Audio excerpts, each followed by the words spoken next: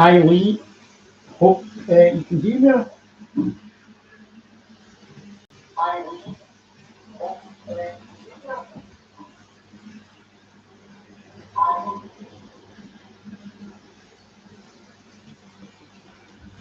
And hello, Mrs. Growler,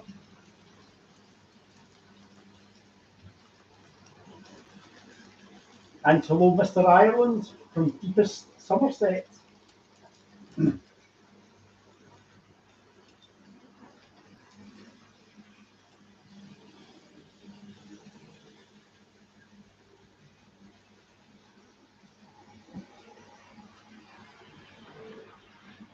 Can somebody tell me if they can actually hear me speaking?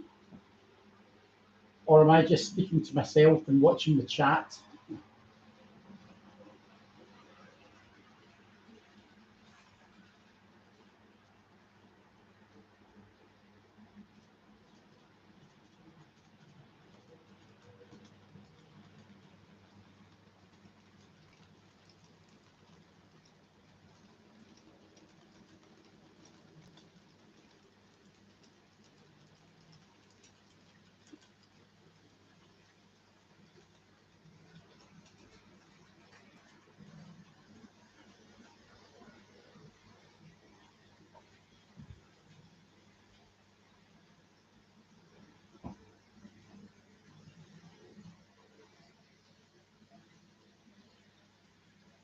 Thank you, Mrs. Growler.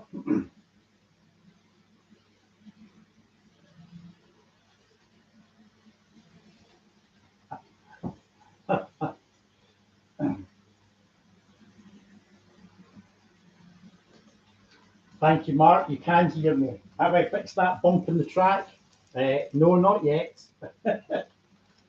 My track gang have been over in the deepest parts of Ireland. Don't think they've come back yet.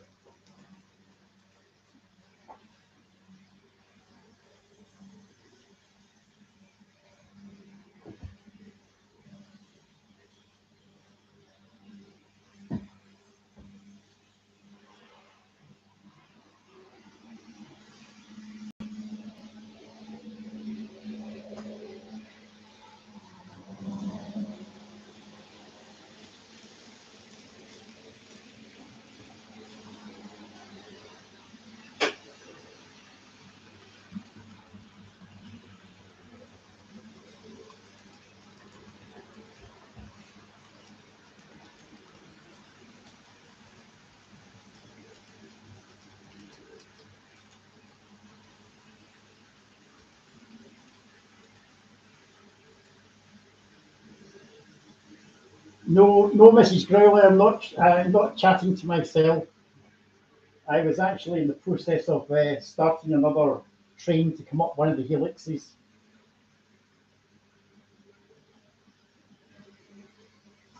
Hi, Chris. Hope you're well.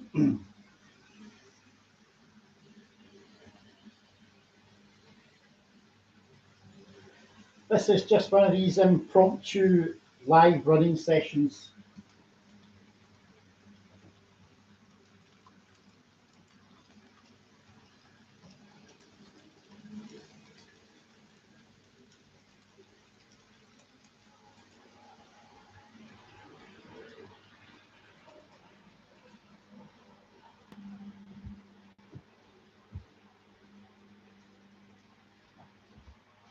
And you might be sure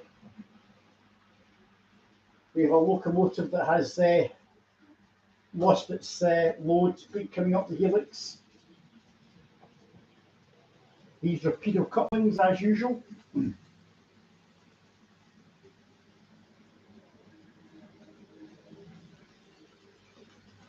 So Paul is in London.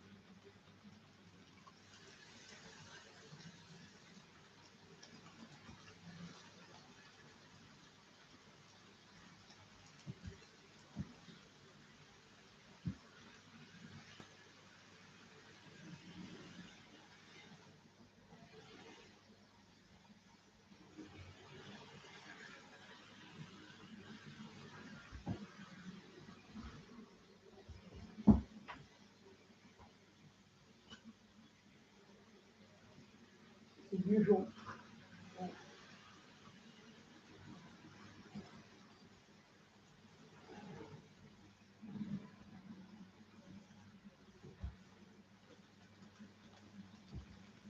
Now I need to go and retrieve a train that has, for the very first time in 2 years, actually come off from the helix because it's dropped the wagons.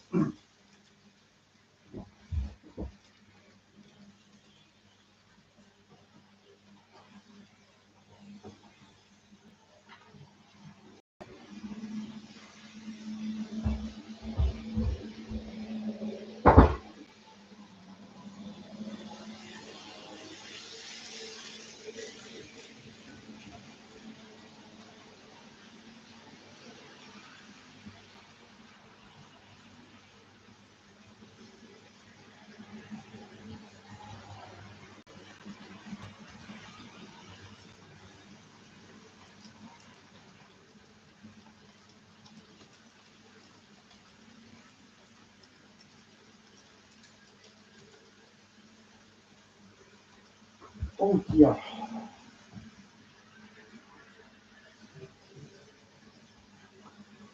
No, Chris, it's not the Pullman. It's a Class 66 that's having to be slightly derailed right at the moment.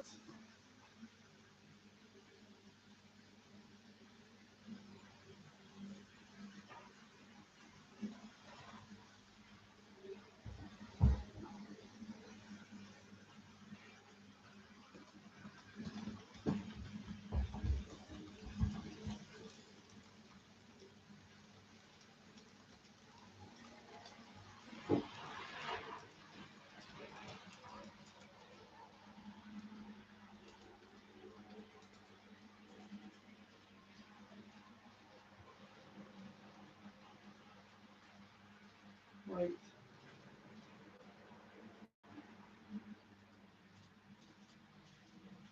Hopefully, well, hopefully this time this goes up the helix and doesn't drop its load halfway up.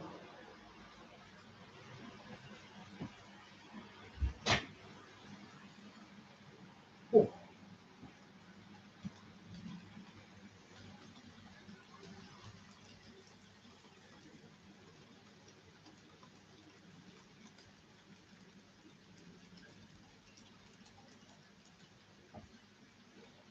yes, the problem is having a rest.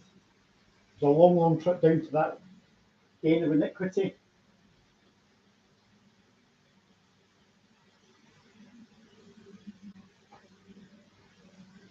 I think this time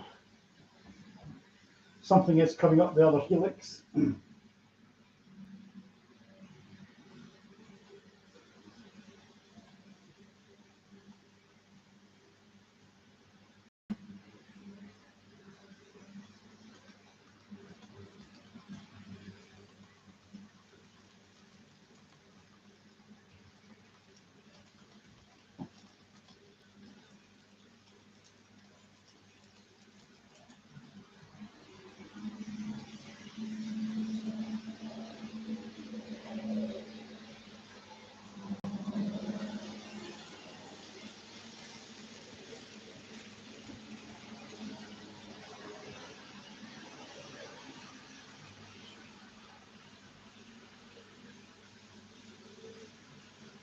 So there is something just coming up, coming the opposite way off the helix.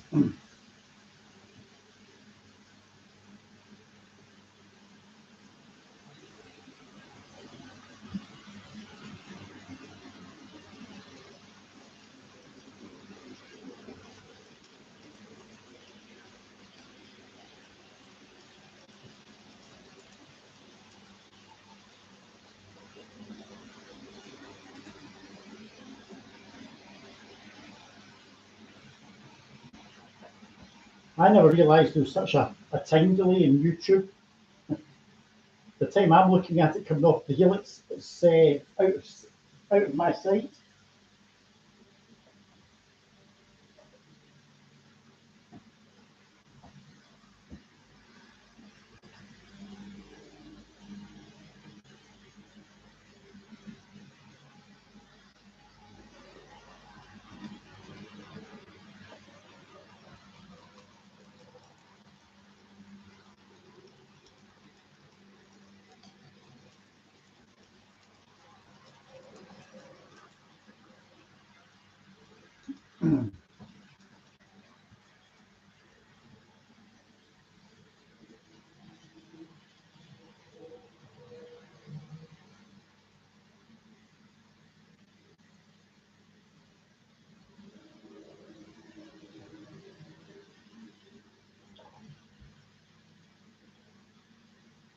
I've now been looked at by two cats that are looking through the windows of this shed.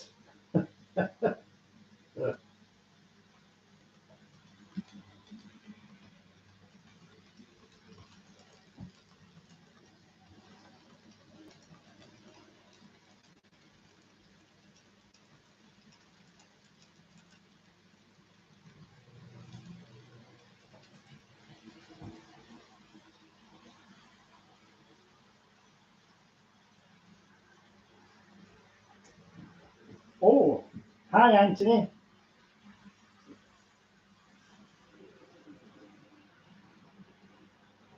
Hope you and Joyce are well today.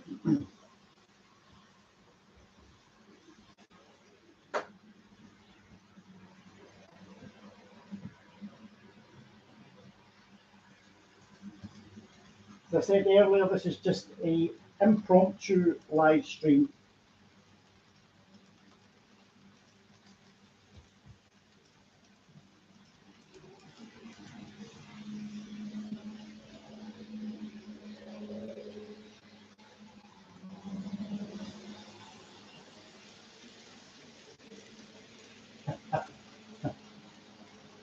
Surely not, Anthony. I'm sure Joyce won't be muddling the laundry.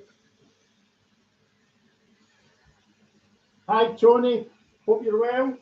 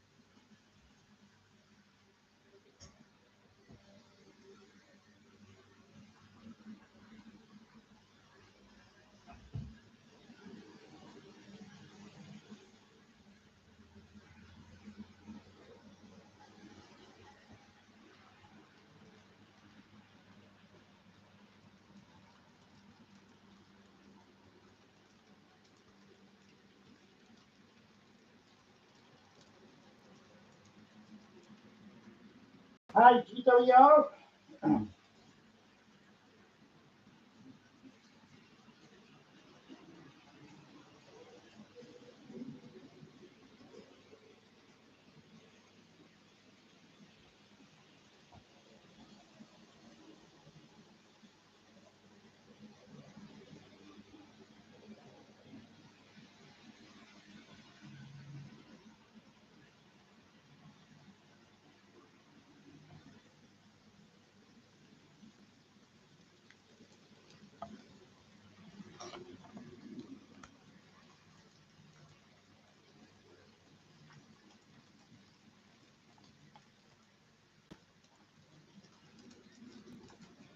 Just moving the camera angle down just very slightly.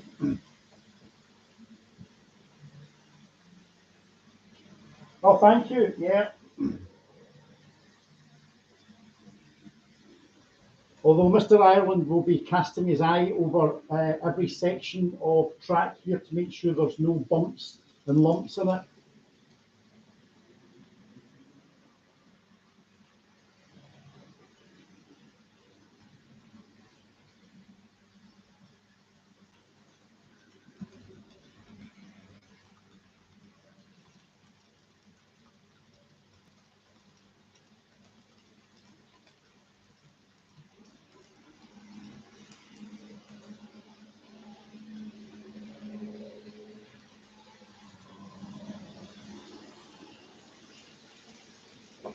I'd love to have a shop where all four trains are actually in the picture all at the one time, but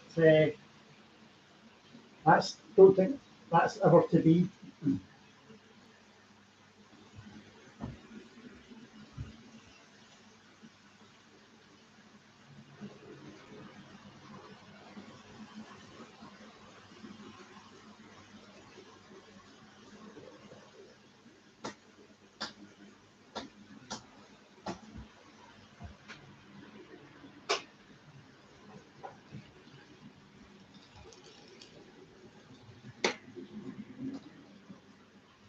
Now we'll try something totally different.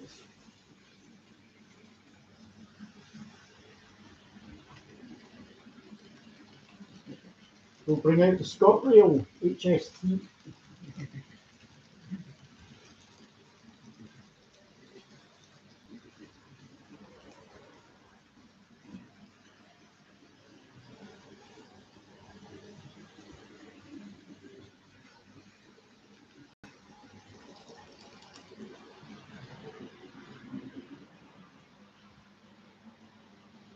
Hi Jeff, welcome along to this impromptu running session. I caught up with your latest updates and Flint Hills 2, so I'm looking forward to seeing Flint Hills Mark 2 evolve over the coming months and years.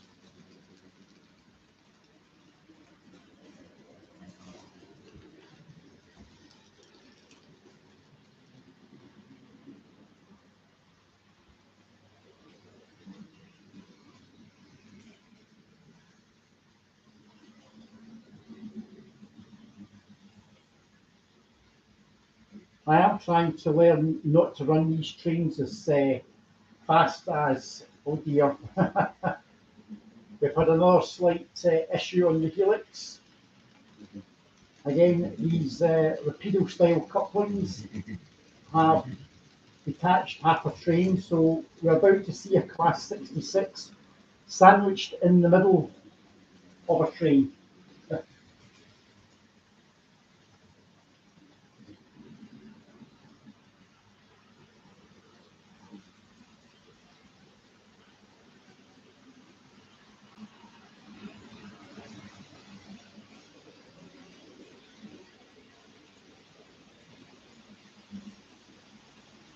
There we go. You don't often see a class 66 sandwiched in the middle of a train.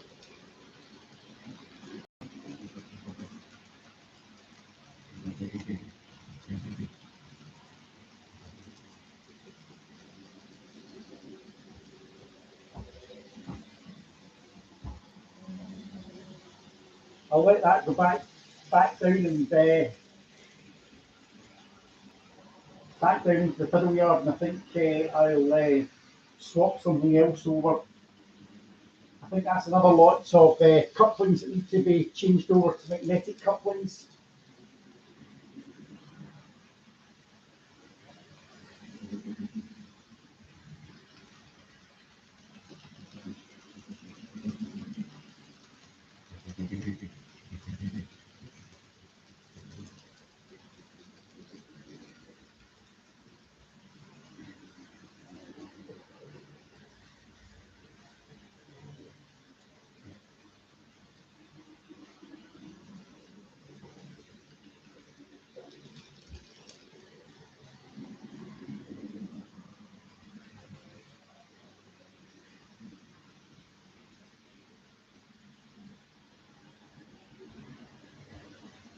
You need to bear with me because I need to dive down to the lower fiddle yard and extract that class 66.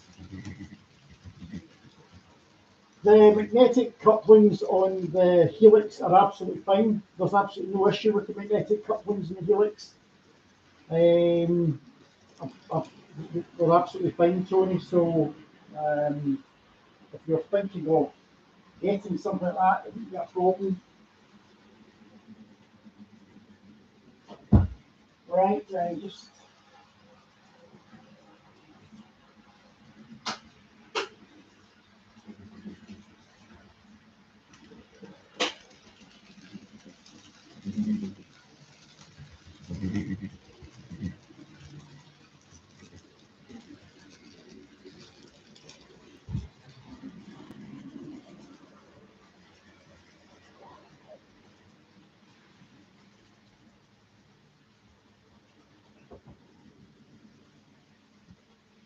Right, I've started something different coming up the other helix.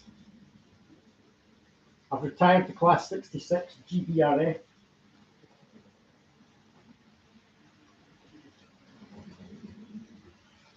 It's like everything else.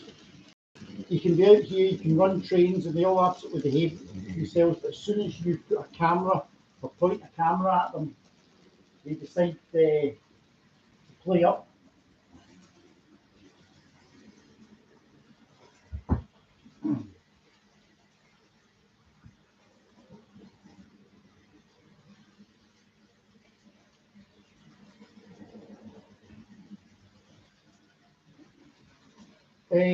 All my HSTs, Tony, they're all done with magnetic couplings. There's actually a West Hill Wagon Works, they're doing a special pack for the power cars.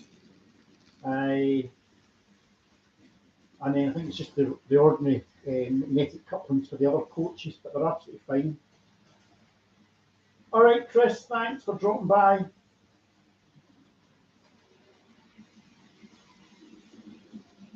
Thanks, Lee.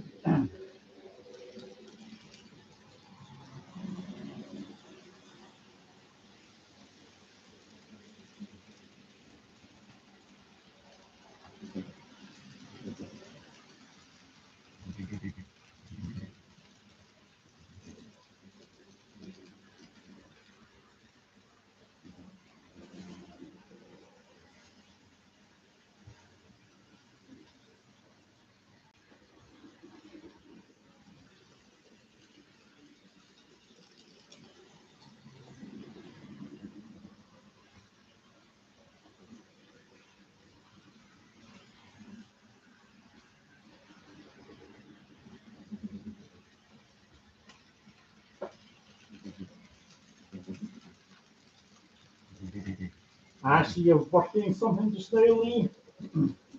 Slate mine build. Need to catch up with that at some point.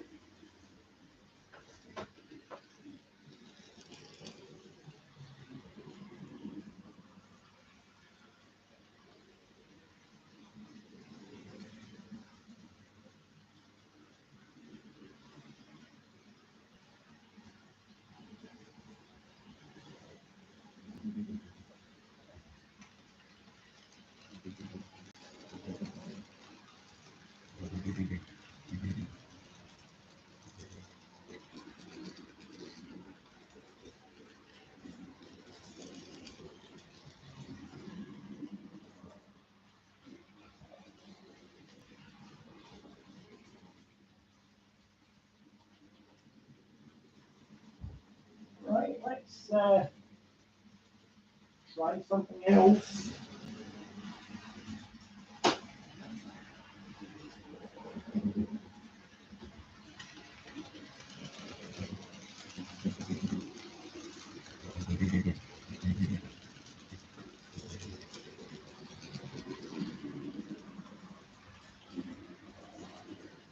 So I think you've been to see Making Tracks 3 at Chester, mainly.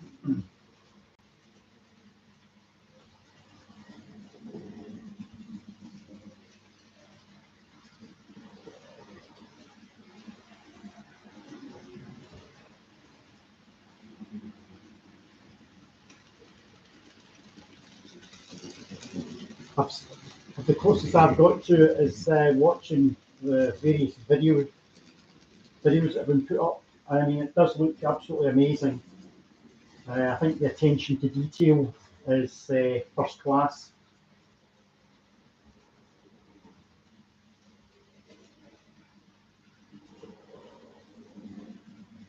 So Flint Hills 2, Jeff, is it going to be actually a bigger layout in terms of its actual physical footprint? Or is it going to be roughly the same size as Flint Hills 1?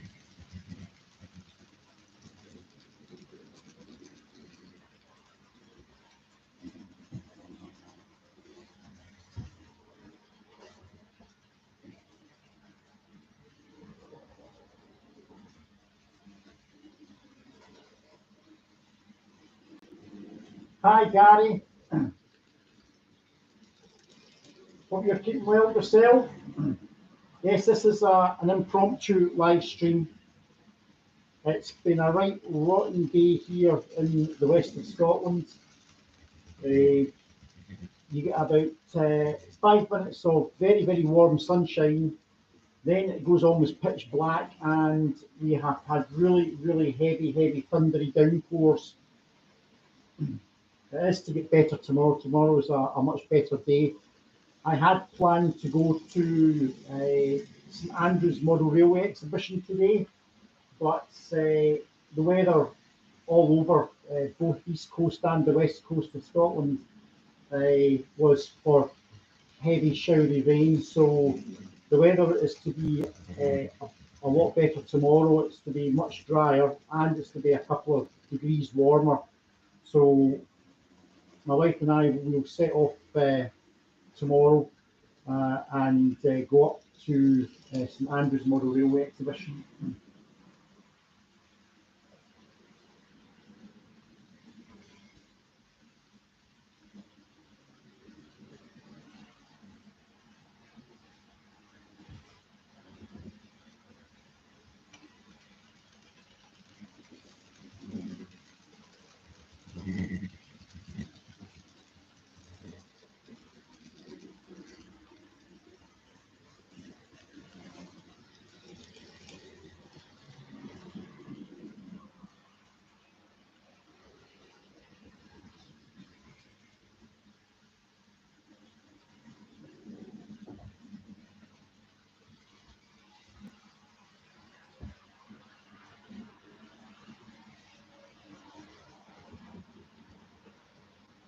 So it's going to be multi-layer.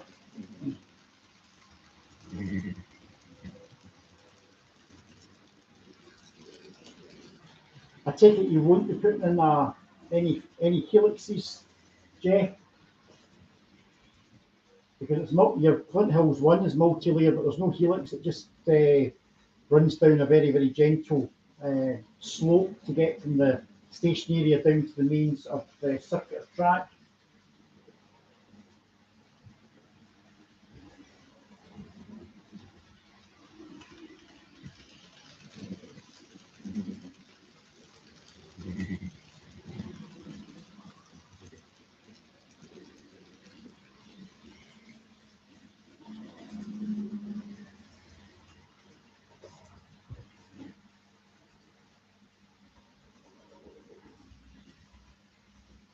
Okay.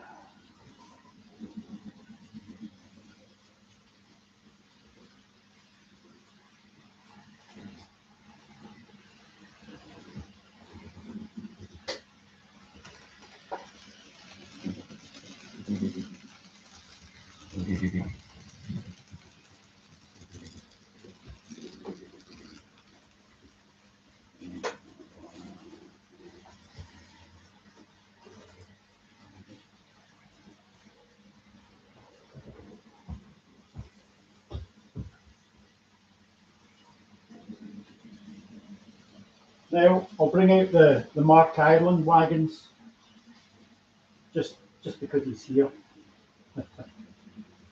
He's probably wondering what in the hell are the Mark Ireland wagons, so we'll just come into the shop in a minute.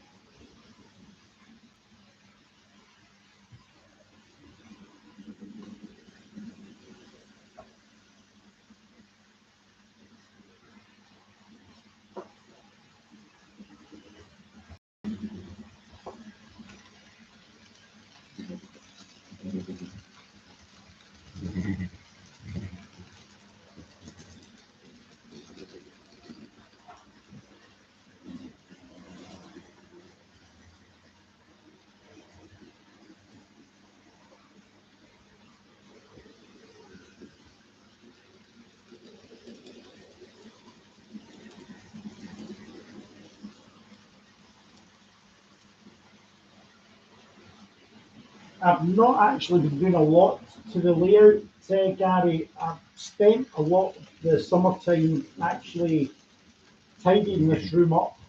I think I said one of my earlier updates or last update it might have been. Um, I had a lot of stock lying about, and in terms of storage, I had boxes here, there, and everywhere. So I have spent an extraordinary amount of time simply, if you like, behind the scenes, getting this room into a bit better shape. Now that I've got proper storage for all the stock, which is underneath the lower fiddle yard, I now have 10 storage drawers with these zigzag foam sheets on them. And it's actually running the trains tonight. It's actually quite good just being able, in the lower fiddle yard, being able to put a locomotive off and immediately put it away onto the storage racks and push it away and bring something else out. So the old original fiddle yard, which is in the top part of the layout, there are far too many storage tracks there because obviously I was trying to cram in as much storage as possible. If I turn the camera around, these storage lines now are practically all empty. There's probably only about there's actually only 3 trains in.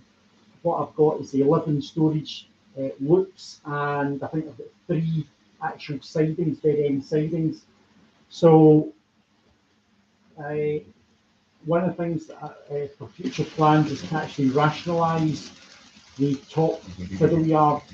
It'll make running the layout easier because there'll be fewer points, and it'll actually give me longer storage loops because in order to cram the 11 tracks in or 11 loops that I have got, it obviously involves quite a bit of point work, especially three-way points. I think there's about 1, 2, 3. I think there's 5 three-way points in the upper storage area.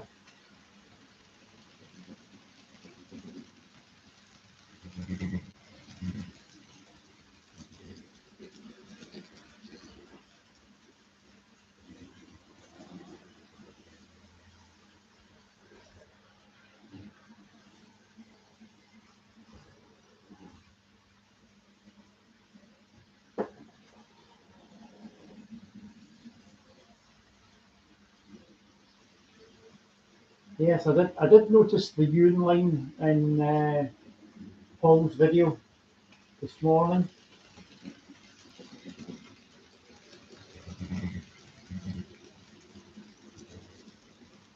I'd love to know where he's taking the signal. There was a CR signal on that bit of track that got disconnected and it's disappeared.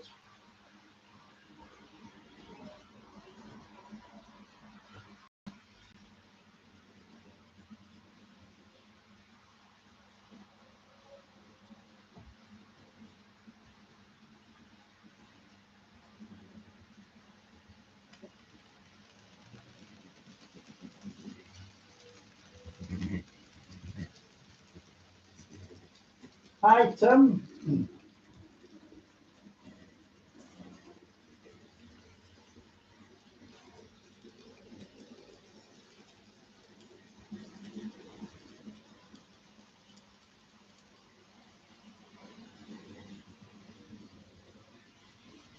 I think those wagons that are just going through there, I think they could do without a good bit of weathering. They're a bit too clean.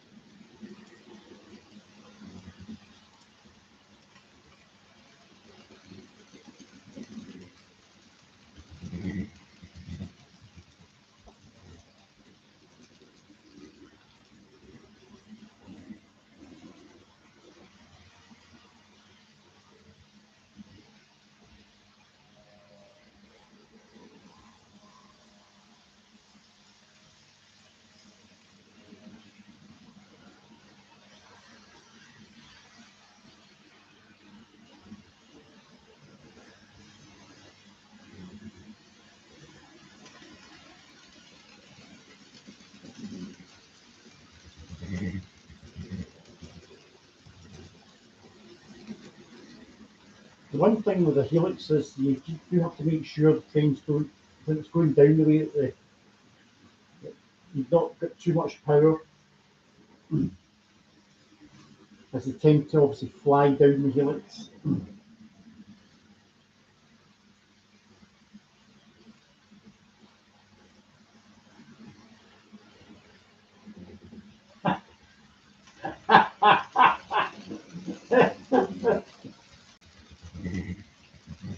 I'm still practicing trying to peel the orange in my pocket, Mr. Ireland.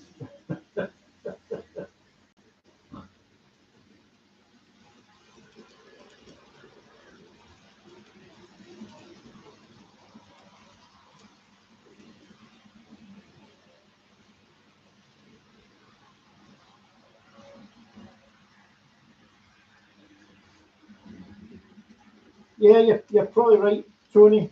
Uh, Sometimes these really pristine wagons can look a little bit out of place if the layout itself is relatively well done.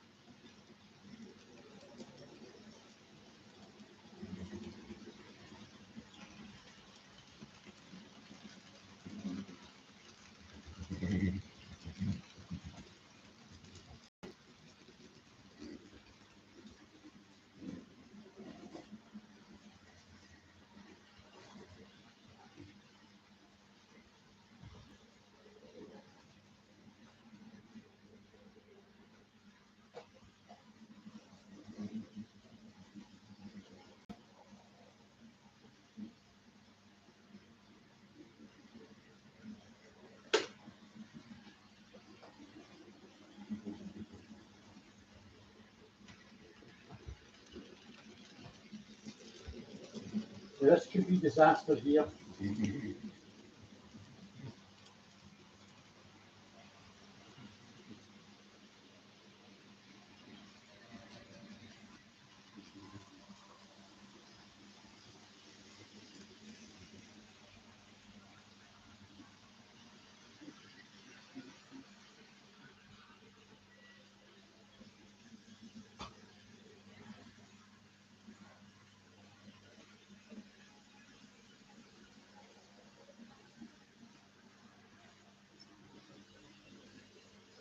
Right, bye Jeff, thanks for dropping by.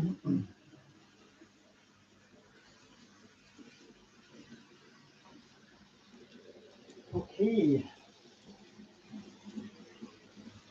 let's see if we can bring something totally different out. Play FY8.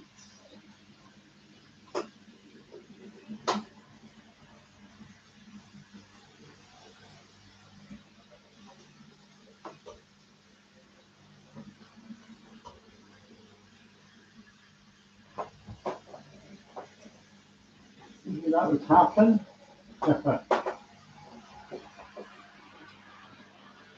Something hasn't run for a while.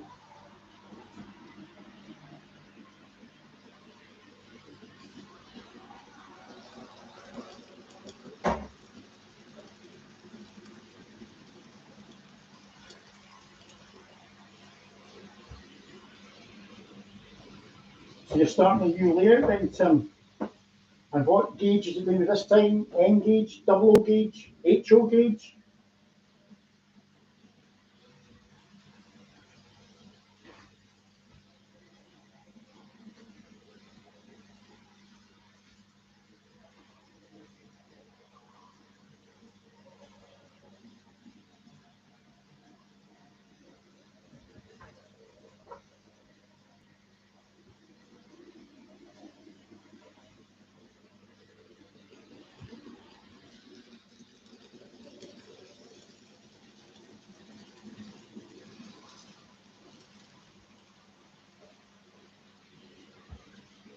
And this is where the hand of God has to come in.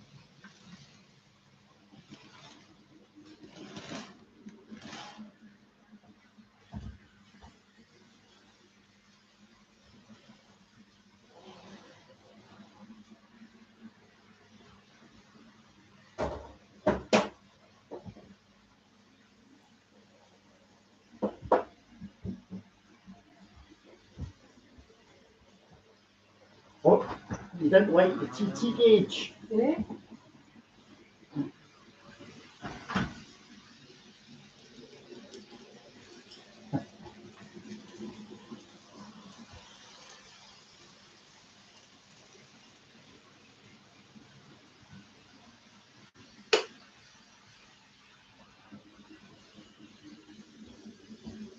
Right, let's see if we can get this going.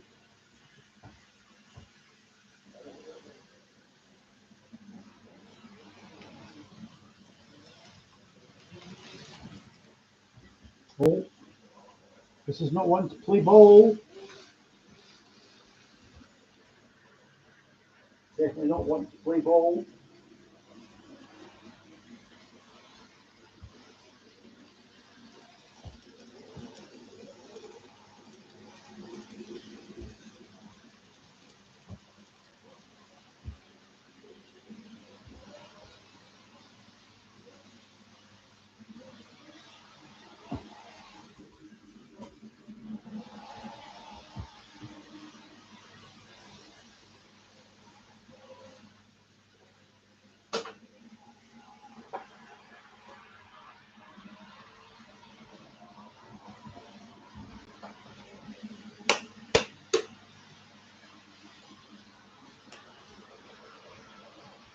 Right, hopefully that's playing ball this time.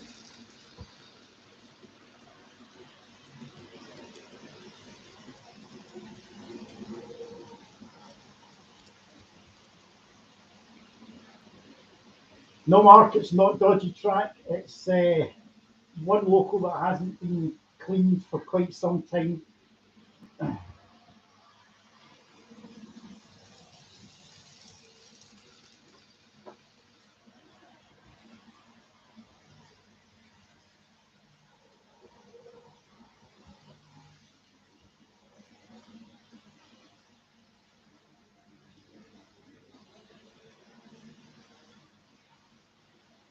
So, Tim, how big is this new layout you're planning? How big is it going to be?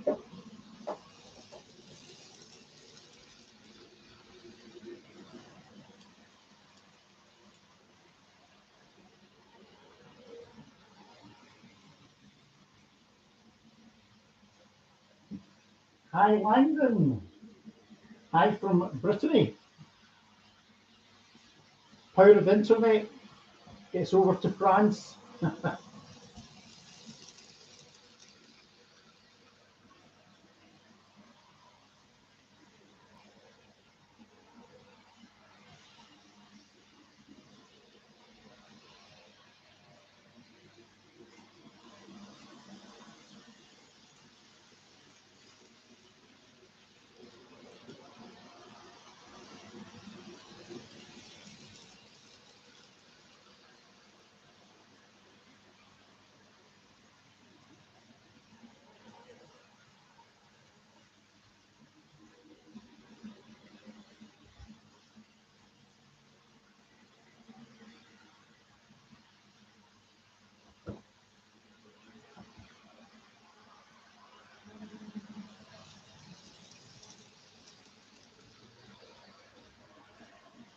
That's not a bad size, Tim.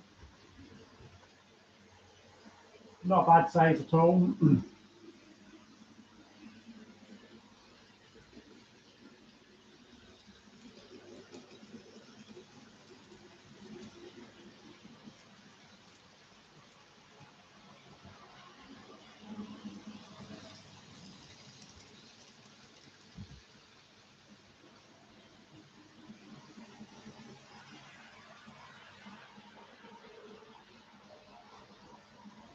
I reckoned I would do this live stream probably for about an hour, so we're coming up to about 47 minutes.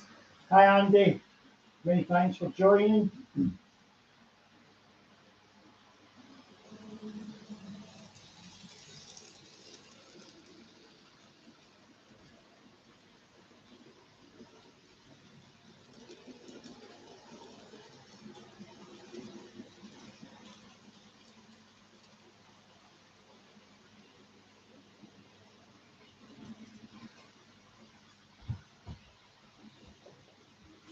Okay, thanks. GWR, thanks.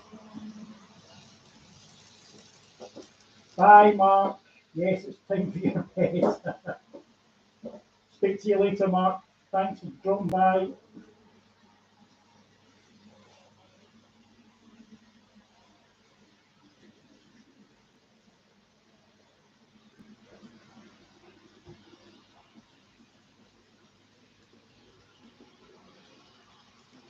Hope you had a good holiday, Andy.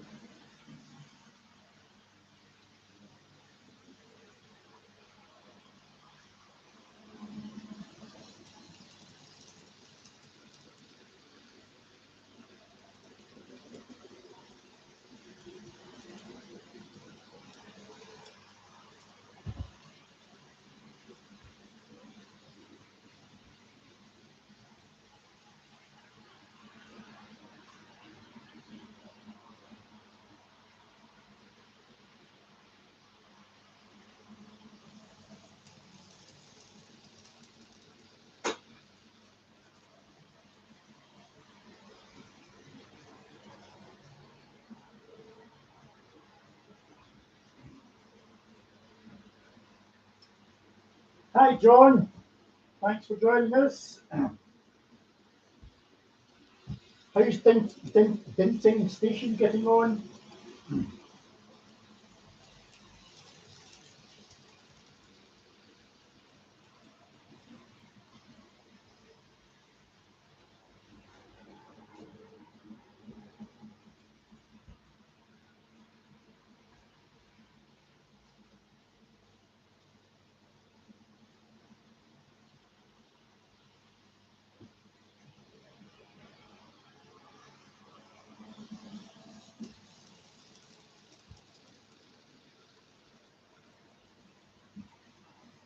John, you were pleased to know that I did contact Rapido Trains, and you were right.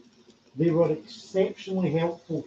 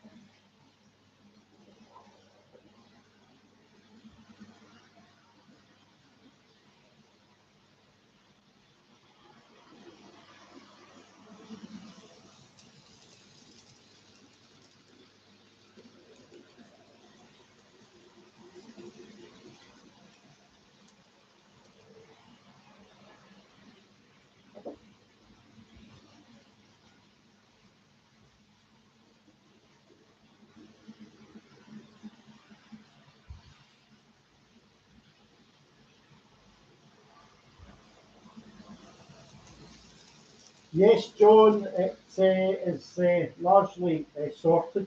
It's running around, I would say, practically the whole layout.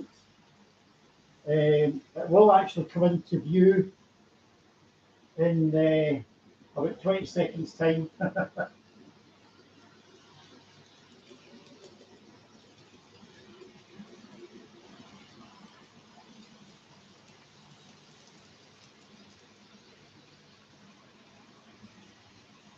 just come into view now.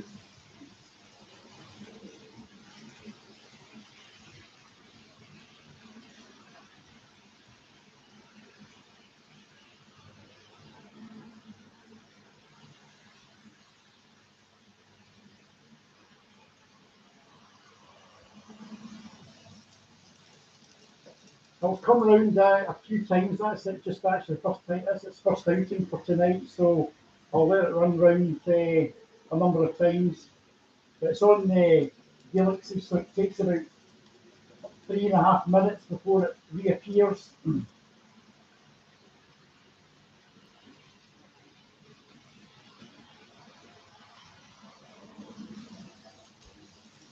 The technical support guy at Rapido was absolutely fantastic. There was none of this nonsense of it's got to be your track and your track's not laid properly. He actually went away. He's actually sent me some stuff up, some new wheel sets, which are actually smaller than what is actually on the model. And he did agree with me that their wheel sets are gauged, if you like, maybe slightly wider than Parish or Dapple.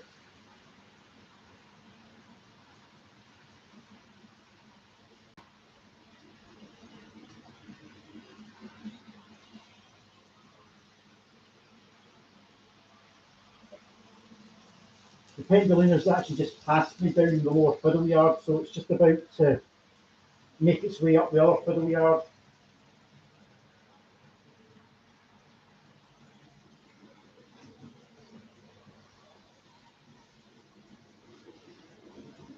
Are there any big shows coming up that some people are taking? Well, for N Gauge, there's Tings. That's the International N Gauge show, which is down. I think it's the Warwickshire Conference Centre, down round about not Cheltenham, but down in that direction, south of Birmingham. Cheltenham, I think it's Cheltenham, not Cheltenham Spa, somewhere down round about there.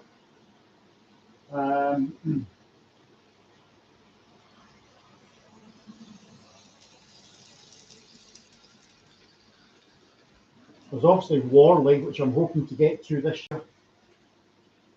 Couldn't get to it last year because of the railway strikes, the train strikes.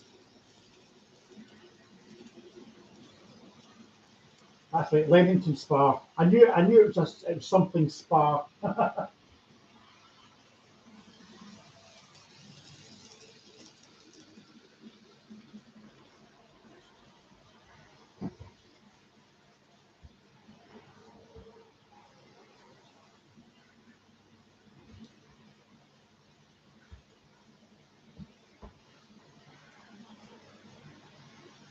And the heavens have just opened yet again. Although it's only 10 to 8, it's got very, very dark.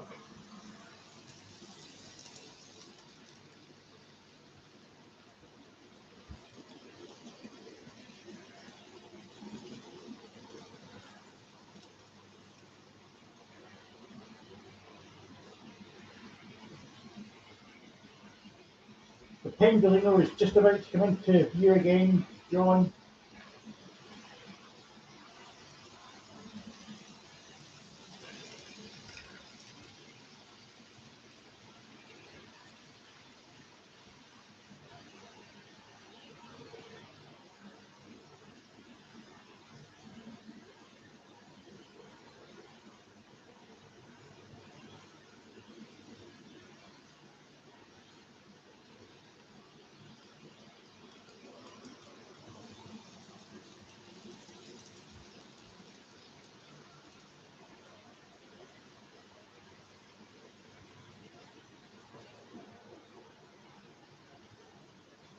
That's a nice bit of the country down at the Cotswolds you were at, Andy. It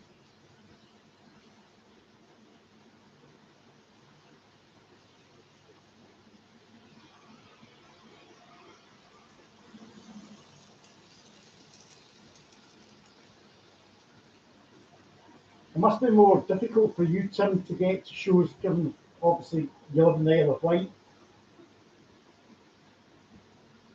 It must involve a lot more travelling.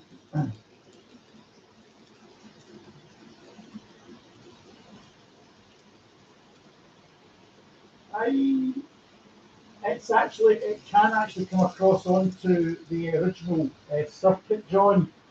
I It will now cross over. There's a pair of medium radius code 55 points, which it did not like at all, but it will now cross those quite happily. And there are other code 55 crossovers that it's going over.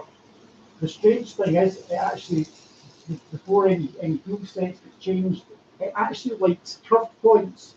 It's got no problem with curve points. It's got no problem with diamond crossings or single or double slips. It's just the medium radius, either code 55 or code 80 medium radius points. It absolutely detests them. Although, as I say, that is really down to the fact that the wheel sets, in my opinion, are gauged too wide.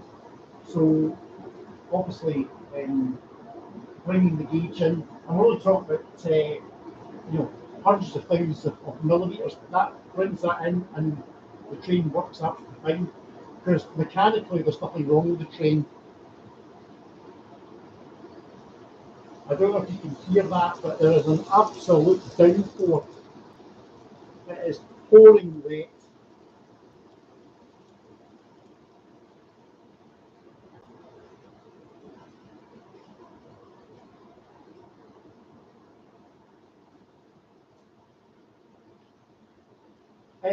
Rapido, the guy that I was in conversation with, he went to their stores department, and I think he measured loads and loads of wheels. So he sent me up a pack of 8 wheels, which are a lot smaller than what is actually on the train in terms of the back to backs. I have actually some of the existing wheels. I've actually, because you can actually take the wheels off, and it's the plastic insert. There's a plastic collar on it, and that collar, if you file it down with a needle file, and then do that to both wheels and put them back onto the axle, and then remeasure with a digital caliper, I've actually managed to reduce some of the wheel sets to 7.3 mil back to back, down from 7.75.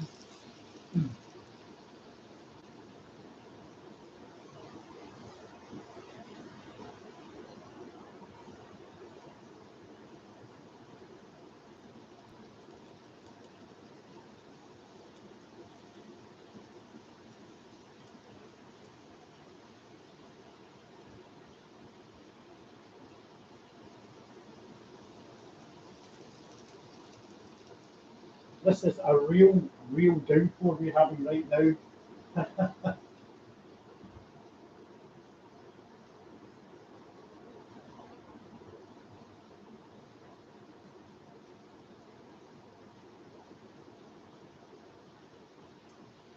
Hi, Mystic. Thanks for dropping by.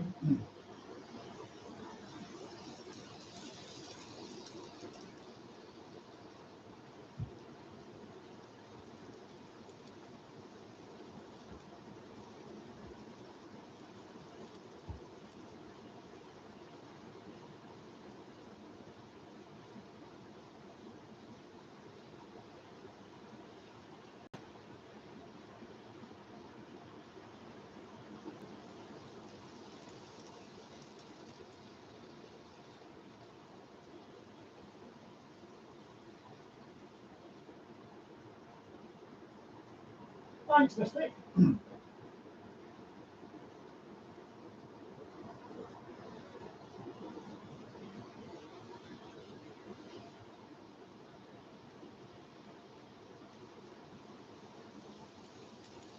Right, thanks, guys. Thanks for dropping by. Looking forward to your next update.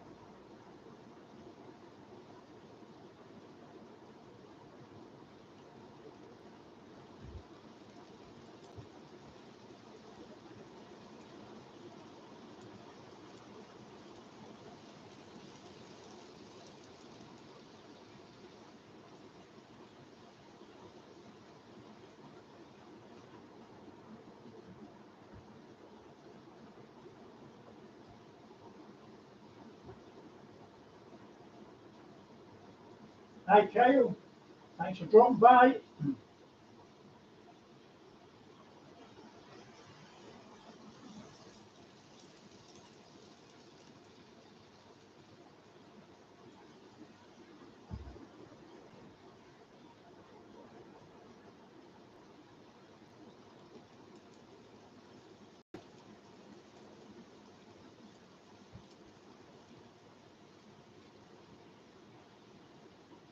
One's a double slip and one is a single slip.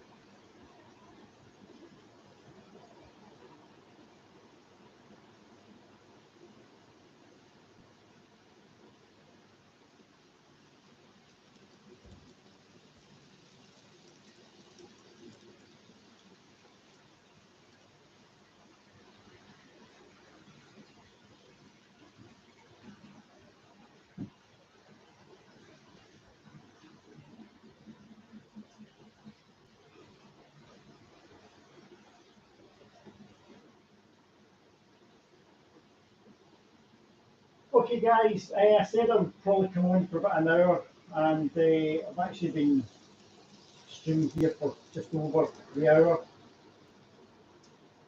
So I'm actually going to bring the trains to a halt. We'll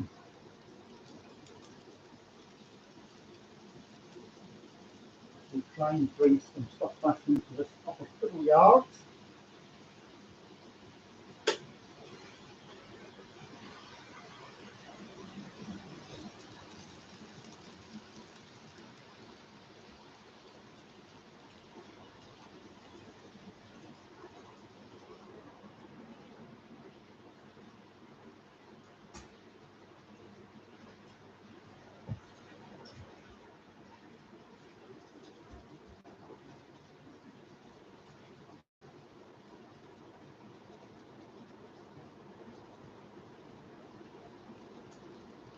No problem, Tony. As I say, it was just an impromptu stream.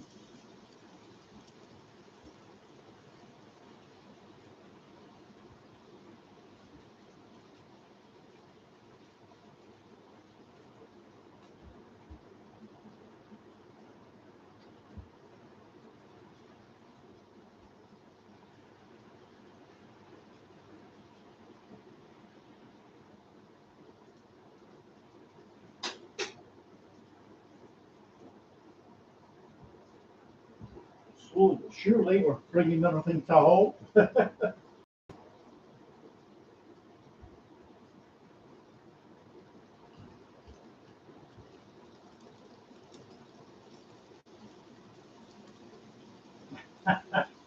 That's fine, mister. You want to call me the growler? That's fine by me. Right, I'll say night and I'll end the stream in a minute or so. Thanks everyone for joining me.